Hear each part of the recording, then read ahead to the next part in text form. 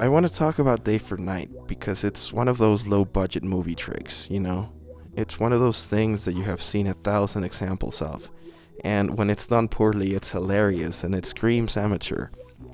However, if you do it properly, you can really pull off an interesting and quite beautiful look for no money at all. Fair warning that once you learn how it's done, it's impossible to unsee and you will be spotting it everywhere. So, don't blame me for that.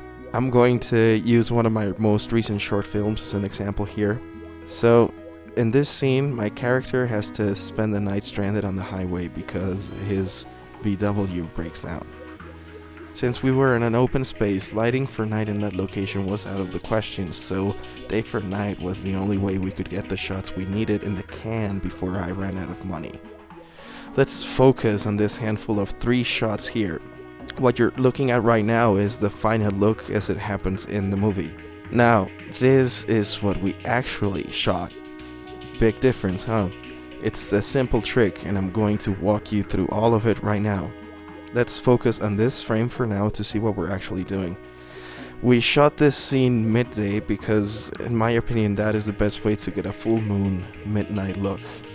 I wanted really dark, defined shadows, so Jose Luis, the director of photography, made sure to expose 3 or 4 stops down depending on the shot, just to be absolutely positive that there is no hint of an overblown highlight anywhere in the picture.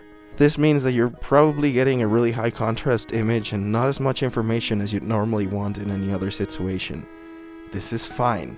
You don't need all that dynamic range and detail for the final look anyway. Don't freak out and trust the process. The best way to make sure your movie looks more like Fury Road and less like Suburban Sasquatch is to make sure that there's no white in your frame at all.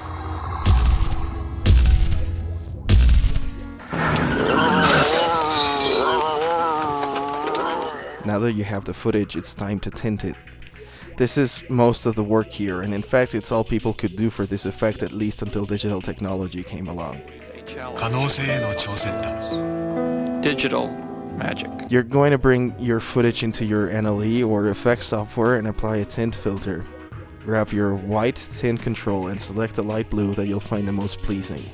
There are no rules here, but whatever you choose has to be consistent with the rest of your shots. I usually veer a little closer to teal because I grew up watching all those James Cameron movies. Now you don't want to lose all the color information from your original source, so I usually dial this down to about 70% tint.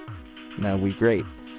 We want to up the contrast and bring the brightness down. We want the shadows to be deep and as close to black as we can.